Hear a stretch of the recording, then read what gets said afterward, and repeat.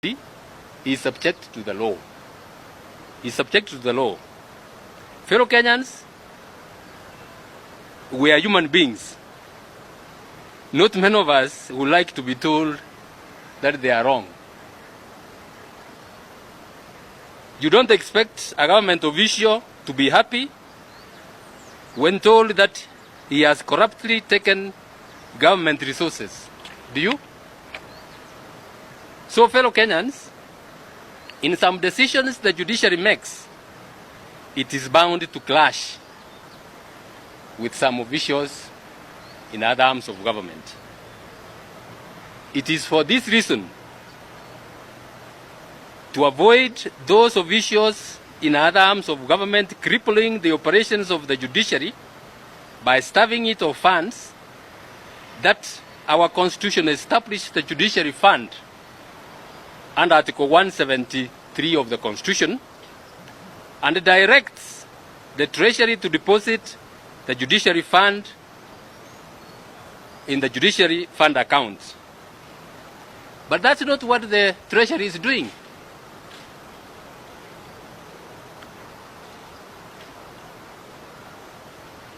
I will tell you why. After the promulgation of the Constitution in 2010, pursuant to Article 173, the Judiciary tabled its 2011, 2012, and the 2012-2013 budget proposals in the National Assembly, and they were approved. It is important to note that in the year 2013-2014, the National Assembly allocated the judiciary 17.827 billion shillings, representing 0.99 of the national budget, the highest budget allocation that the judiciary has ever received. You will see later that there are some, there's a time the judiciary was given 18 point something billion. But I am saying this one was the highest because in relation to the budget of that year, that was the highest. The following year, however, the acting registrar of the judiciary was directed to take the judiciary budget estimates to the Treasury, and the judiciary was, after that, put under the category of governance, justice, law, and the order sector, which most people refer to the GJ laws, comprising of the Ministry of Internal Security, Police, the AG's office, IEBC, prisons, and other government departments. Some of the portions of this institution's budget is normally ring-fenced. My people tell me that when they go to those budget negotiations, they are told this amount is ring-fenced. The police have got to be given so much. This one has got to be given so much. The balance is now put on the table to be shared again among those institutions. I'm not saying that there is anything wrong with that. Some institutions require much more money than we do. But I want you to see the problem or the effect that is causing to the judiciary. Since 2014-2015 financial year, though the budget, the national budget has been rising, the judiciary budget has been declining. I don't have the percentages for quite a number of years here because the systems were down. But as I told you earlier, in 2013-2014, we got 0.99%, the highest we have ever got. In the year 2017-2018, we got 0.69%. 2018-2019, we got 0.66%. 2019, 2020, we got 0.69%.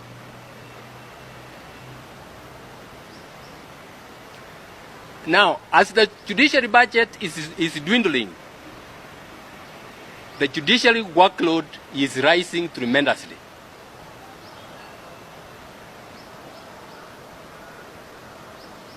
And that is what is putting us in very, very serious problems. Admittedly, we Kenyans, we are a very, very litigious nation.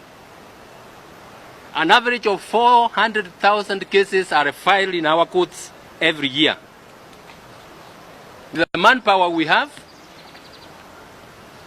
we are able to clear about 300,000 cases per year. You can do your arithmetic and you will see that the budget, the backlog will continue piling up, and that's why we have serious problems. So with the kind of budget going down, you will recall the last financial year we were given 50 million shillings for development. It is after there was an outcry that we got some money under the supplementary budget.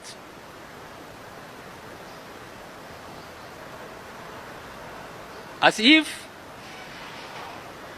these reductions are not bad enough, we have serious challenges in what we call treasury releases.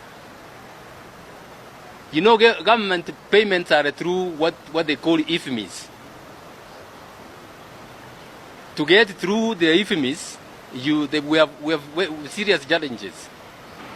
Like in the last financial year, the supplementary budget that we were given,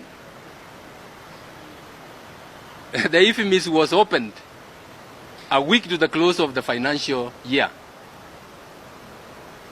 Fortunately, we had done quite our paperwork, and we were able to access quite a chunk of that money. But we were not able to exhaust it.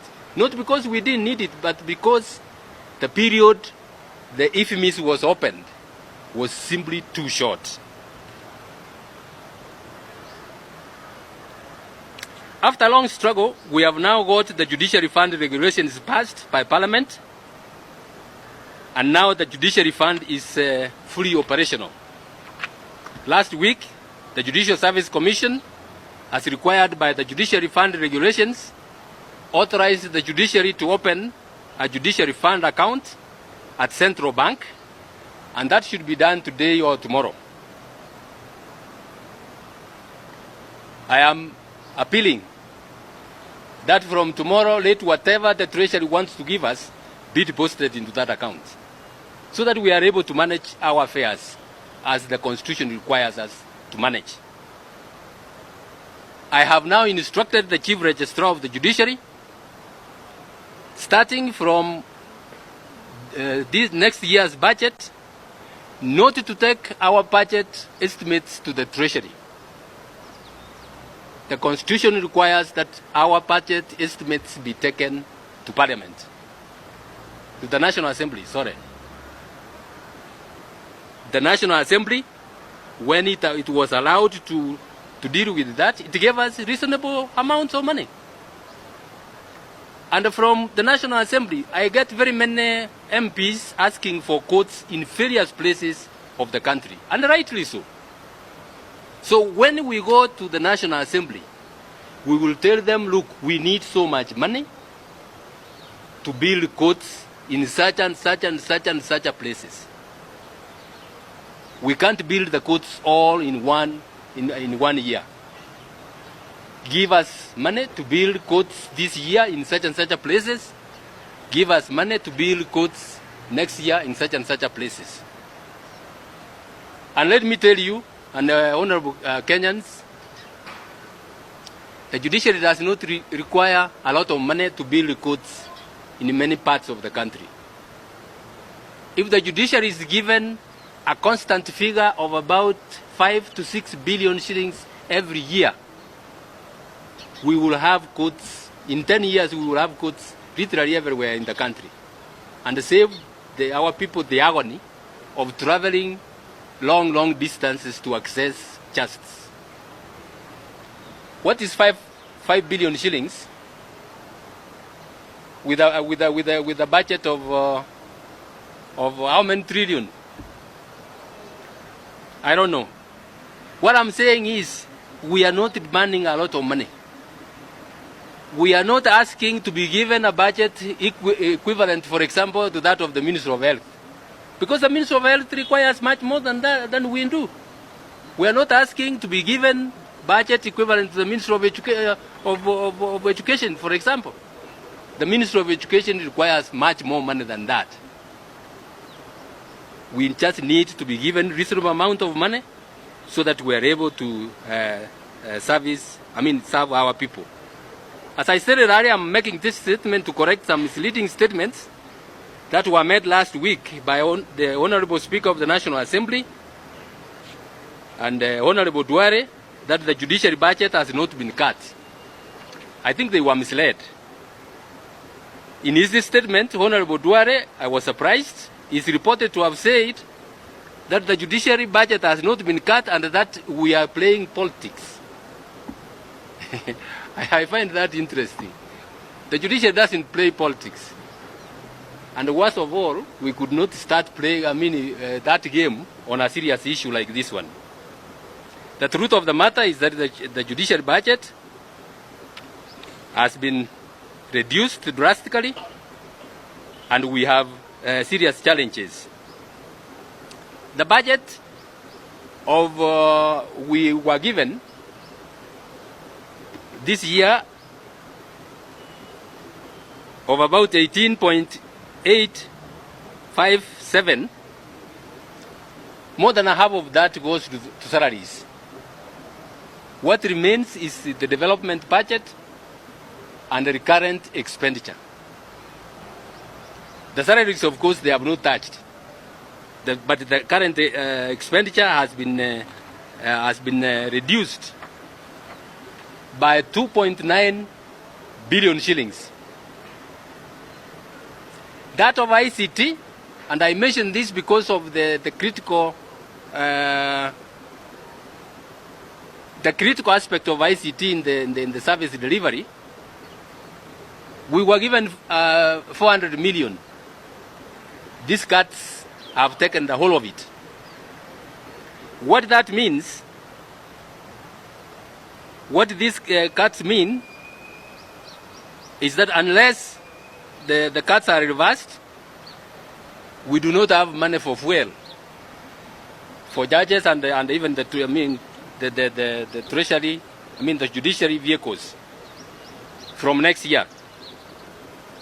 Operations of the mobile courts have been grounded to a halt. And let me tell you that those of you who don't know, there are some very inaccessible areas where wananchi find it extremely difficult to get to court. So we have been offering mobile court service to those stations, but we can't now do that. The Court of Appeal makes circuits to Mombasa, Nakuru, Eldoret. Now that has been brought to a halt. The litigants in those areas, please don't expect the Court of Appeal to come there until we get budget. Nyeri, because of the numbers in the Court of Appeal, we are not able to get a full court. So we are also not going to sit in Nyeri. Case backlog reduction that we had started and was moving very well, especially those cases beyond 5 years, has come to a halt. Court annexed mediation, which we rolled countrywide, and which has helped Kenya to improve on its World Bank Ease of Doing Business Index, has come to a standstill. ICT, as I told you, they have taken the whole 100% of what was allocated to us. As a result, we are unable to pay even for Wi-Fi. This has thrown the plans we had put in place for harnessing technology in total disarray. The e-filing we had started cannot go on.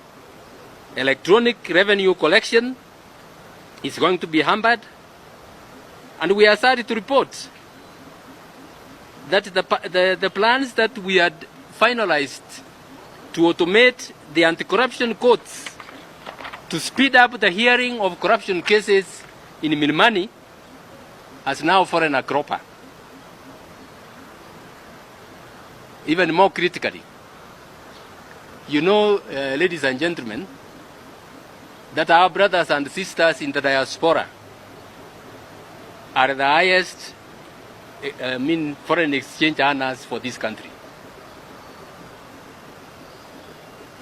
I have met a few of them.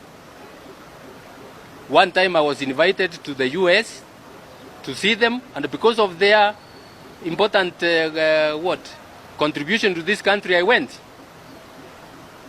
They gave me harrowing experiences of what they are taken through in courts, just to delay their cases so that they get tired and they don't go on. So what we had planned is to have a virtual court. And I've even spoken to our embassies in UK and Washington. We were on top of things to set up virtual courts in those stations so that the Kenyans can give evidence from where they are in the US and the UK, and we hear their cases and finalize. That one, I'm afraid, has now been put to the backyard.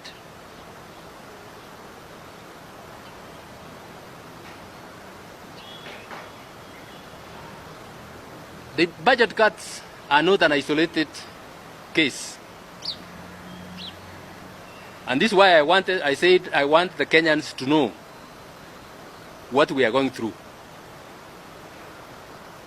The judiciary has been treated and continues to be treated contemptuously. The CJ has no Mercedes car. When we applied, we were told, look, keep to the what? We don't want wastage. Keep to the minimum of 2,500 cc. It is wastage to buy a CJ, a Mercedes 500, but it is not a wastage to buy the two speakers of the National Assembly, Mercedes 500. Are you getting my point? That's one incident.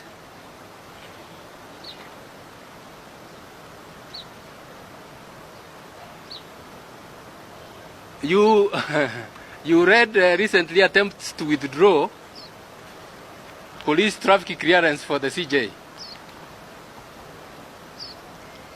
But that clearance was given to very junior government officers. And you are told that it was a mistake. A mistake.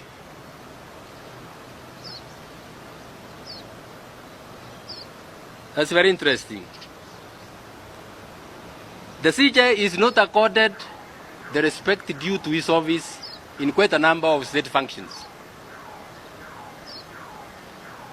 CSS and PSS are cleared to enter State House before the CJ. The CJ has got to wait. The last Masuja day, the CJ was allowed to walk to the dais through a sidewalk. And the MC did not acknowledge his arrival, but he did it to other people.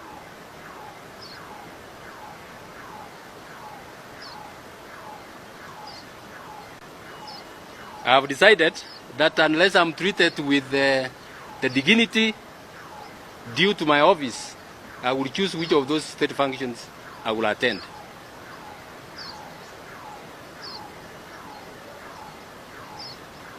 I'm told that the VIP lounge at the JKA on the ground floor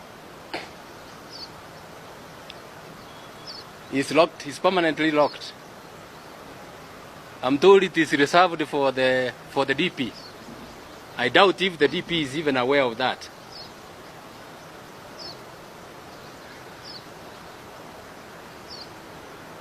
I go to the JKA and use the KQ lounge. And by the way, I enjoy the company of the passengers I get there. We laugh and talk very well. I'm not bothered about that. My problem is this. There are times I receive very, very important visitors. I have received fellow Chief Justices coming to this country.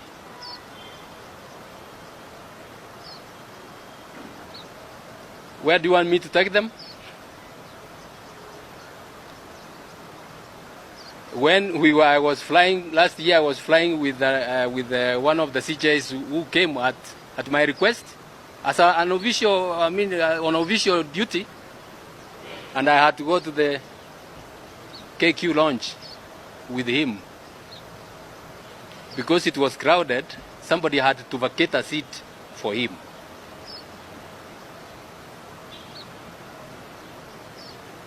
When I go to other countries, I'm treated very well, and I wonder what happens in my own country. CJs, and not only myself, CJs are treated in the same way. Here we have, a launch locked, and we are told, look, that one you can't access.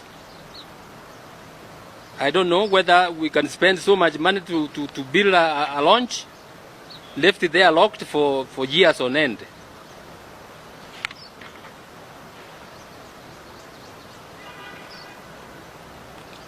When the visitors of the stature of the Chief Justice come to this country, on official invitation, my understanding is that they are not just visitors of the host CJ. They are visitors of the country. Last year in May, I had 5 CJs from East Africa on what we call the CJs Forum. We requested for the protocol cars. You have seen them. The Mercedes protocol cars which transport official and high-ranking visitors. They were not available to us. We transported the CJs in those kind of cars you see there to those places where they are going. Literally every day I receive letters written by, I believe, clerks in offices for the permanent secretary for the CS. That's how the CJ is treated. A clerk is the one who addresses the CJ. I read most of those letters.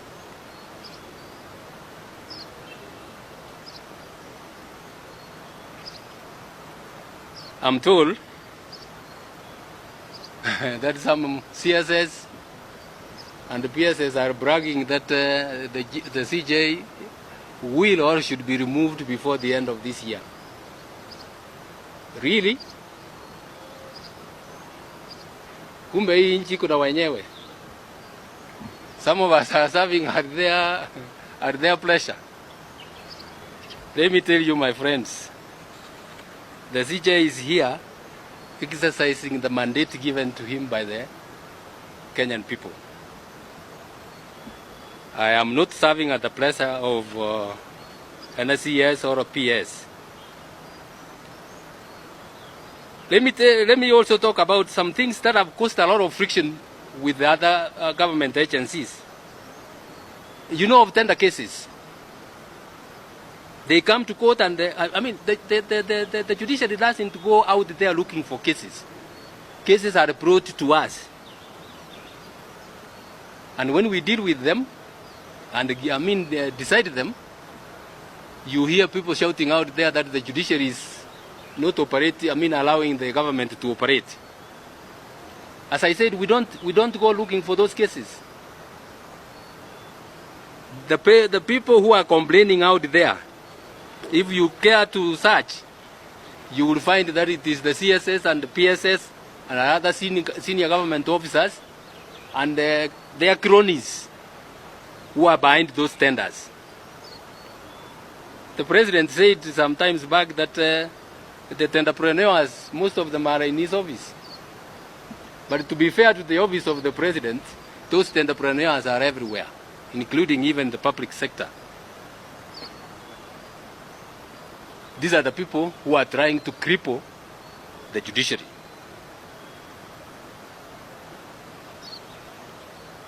I'm told these are the people I'm supposed to go and talk to give me money to run the judiciary. Am I being done a favor? Ladies and gentlemen, am I being done a favor? We're talking about public funds for service to the Kenyan people. I will not go to anybody.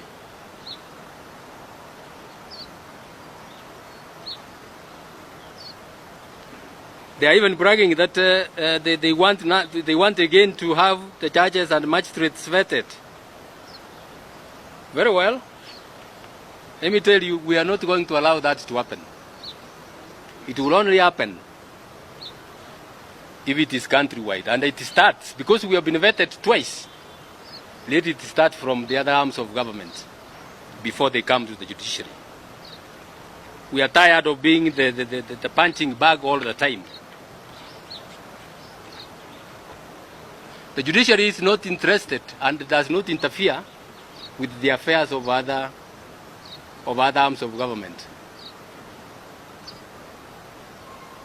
Why are they interested and interfering with our affairs? You want me to tell you why? They want to control the judiciary.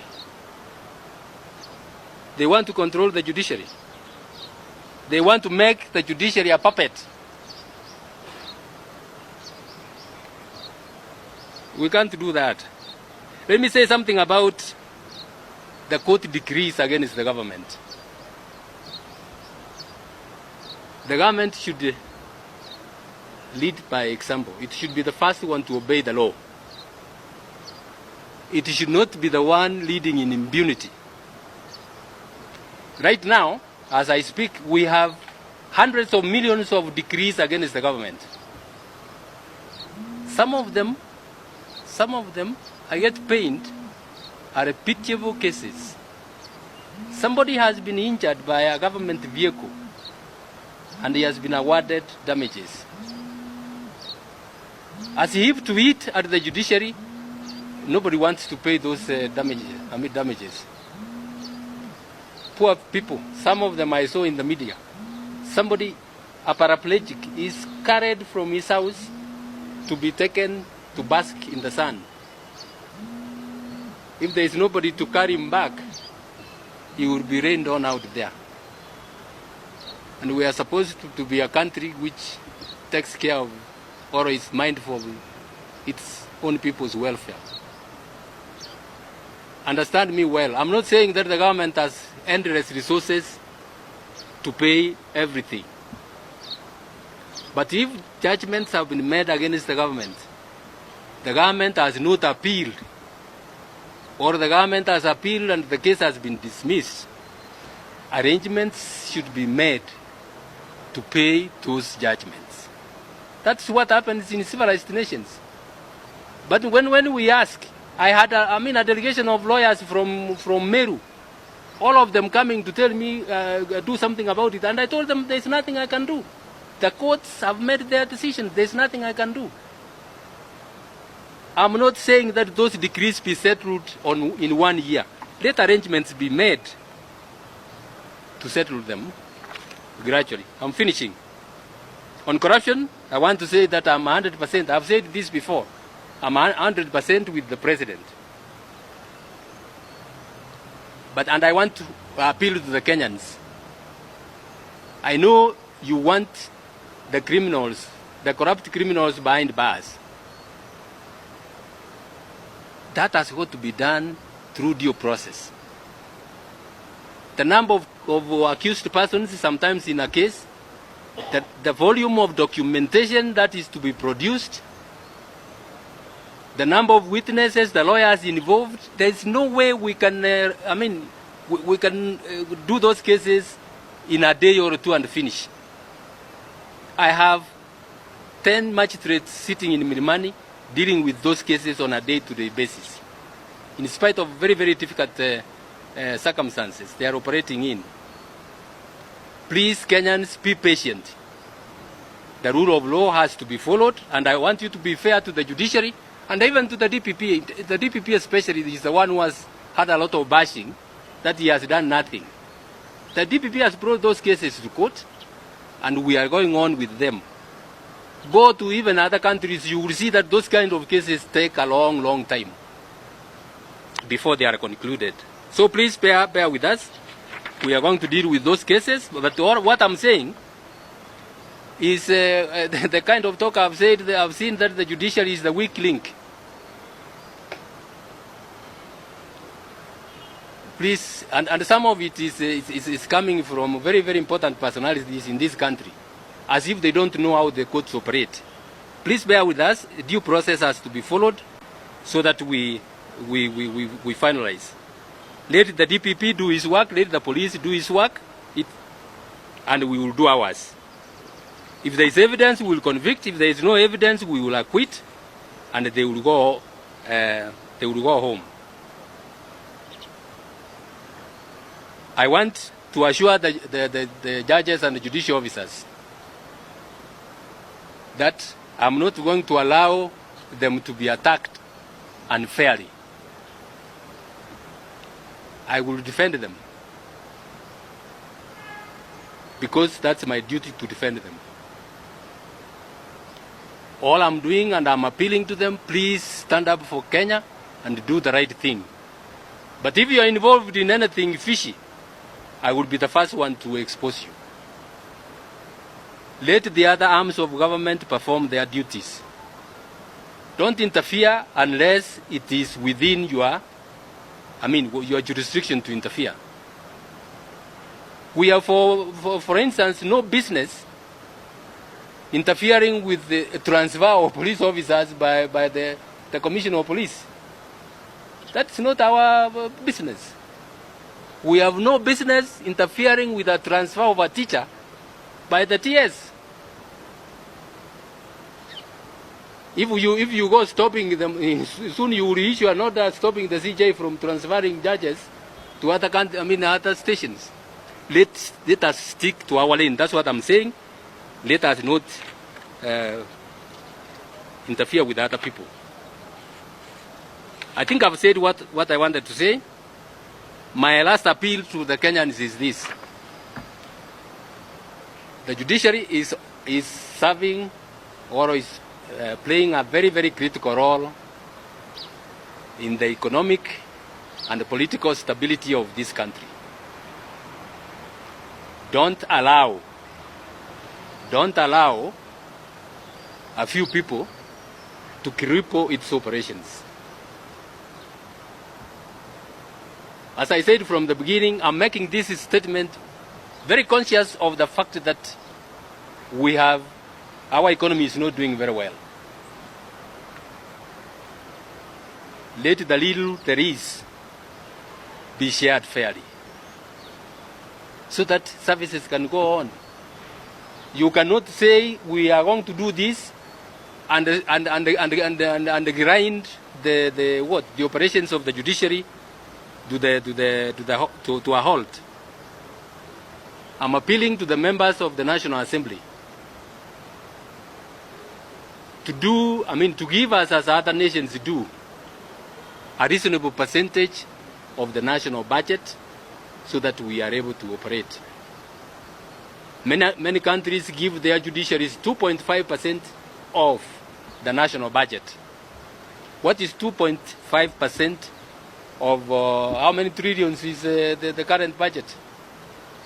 And we will operate. As I said, give us 5 billion shillings every year. We will build courts everywhere and serve the people comfortably. If that is not possible, give us a reasonable fraction, but don't throw us to the judiciary, to the treasury, to go there and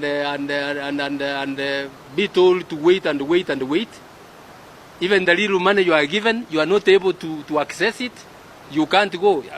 These budgets which have been going down, you will hear.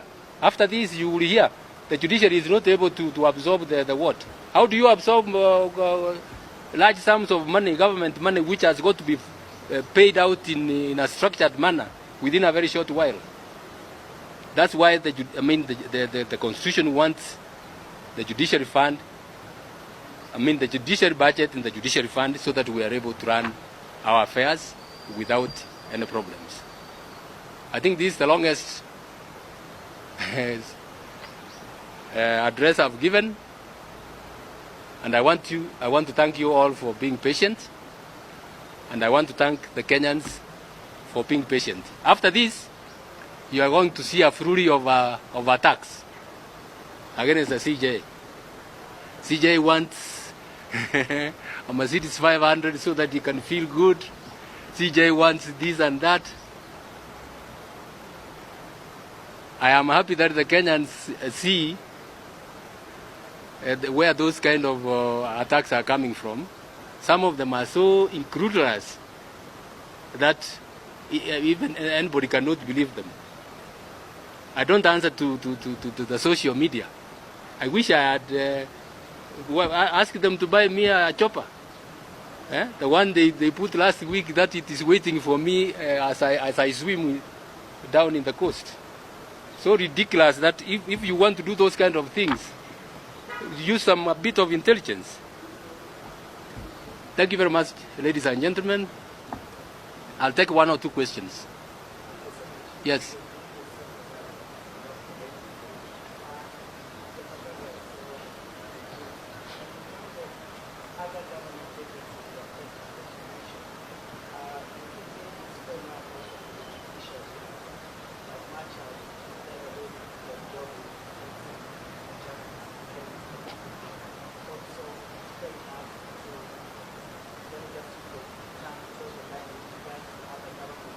To toda? Yeah.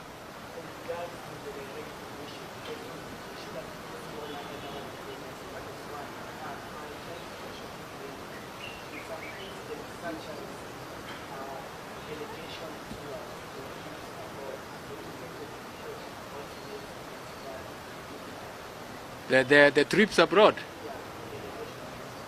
Yeah.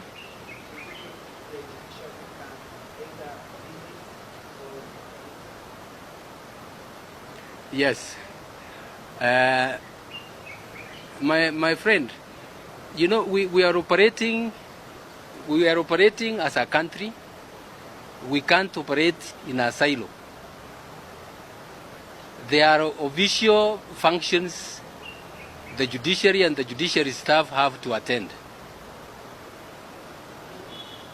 There are some people who have even said CJ has traveled here. They don't even know who is paying the fares for my travel to those countries. If you look at the travel vote of the judiciary, you will not even raise a question. It is very, very, very, very, very small. You have asked a very valid question. I have not said that the budget should not be cut to cater for critical areas of the economy. Do you grind the operations of an institution to cater for other areas of the economy? You want us to shut, for example, the hospitals, so that we can do other things. You balance. The judiciary is the worst hit, by the way. If you go, the percentages I was asking my people, they didn't get me. The percentages, the 50%, in spite of our little budget, the judiciary is the worst hit. And that's why we are unable to operate. Any other question? Speak up a bit. Yes.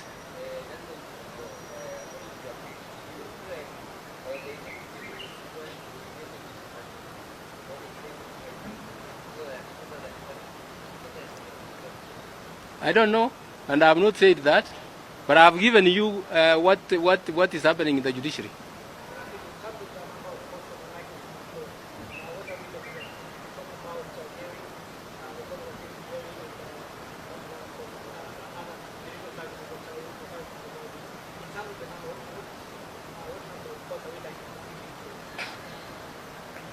It is the Court of Appeal, I said, which is not able to sit in Nyeri, it is not able to sit in Nakuru, it is not able to sit in Eldoret, it is not able to sit in Mombasa. What that means is that we are going to have a pile up of appeals, because appeals are coming every day. And you should go to committee. You should go to Shimulatewa and hear the cries of the what? The prisoners there who are waiting for them to be heard.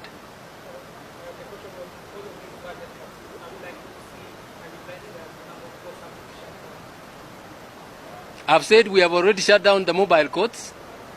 If they go on, I don't know. We could easily, my people have not told me. We could easily, I told you from next month, unless something is done, we don't have fuel. We will not have fuel. So you might find that some judges are not able to come to court. But I'm asking them to sacrifice for Kenyans and pay from their pocket, hoping that we will get money and refund them. Yes.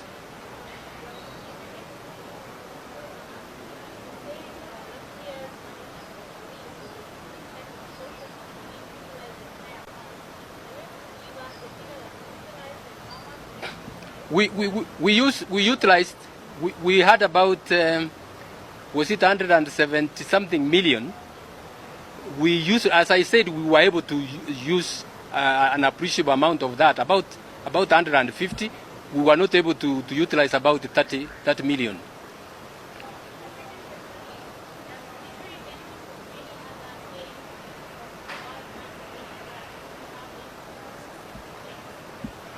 The aid from World Bank is factored in the judiciary. I mean, in the judiciary budget. The one from World Bank, for example, is the one which has helped us build very many courts that you have seen are coming up in the country, and that is a limited amount.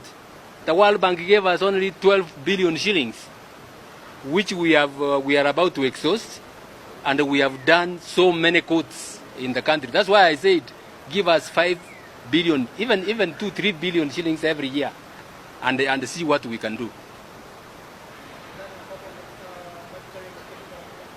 No, it is part of the allocation allocated to the judiciary. Look at this building. Look at this building. You have reminded me. I want to appeal. In fact, I want to invite the members of parliament, especially Mr. Cheptum of the Parliamentary Justice and Legal Affairs Committee, to pay us a visit here and see the kind of offices we have here. Our washrooms are meters away compared with theirs. You have seen the building which is coming up, which is about to be completed. Give us some money. We also look like an institution of government. Yes.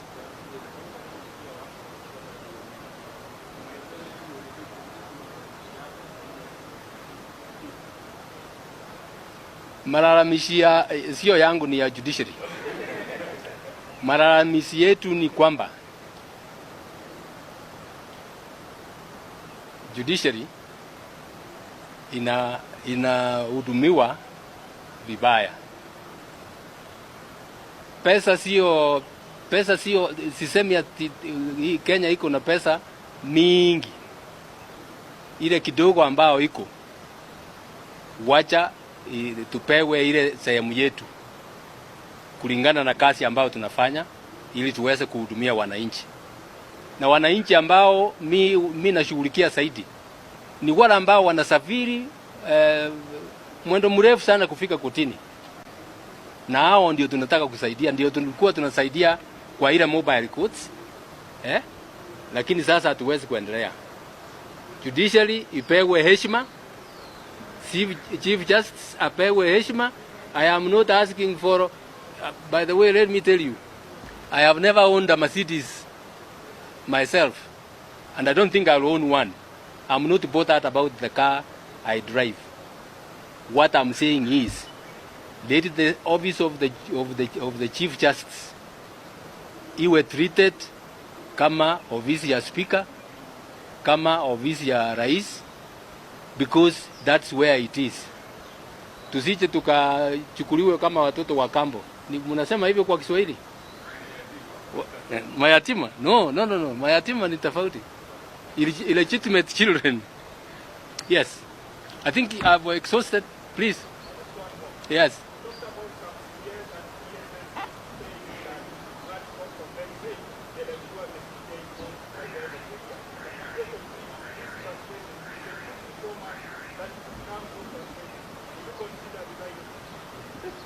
Resigning, because unless yes is saying I resign, I will not. I mean, is there something making me to resign? There is nothing to make me to resign. People, I mean, at the end of the day, even if I resign, unless this problem is addressed, the incoming CJ will suffer the same. And we are not solving a problem. Yes, last one.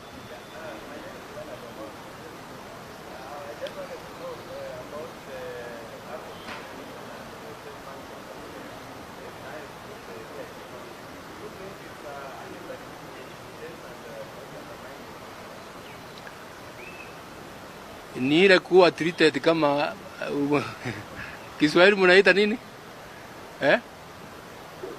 It is just, I mean, disregard, disrespect. Disrespect to the institution of the judiciary. I don't think my predecessor was treated any better than I am. You remember one time he had to shout at the airport when he's being told that you can't go out, a PS has got to give you clearance to travel out of the country.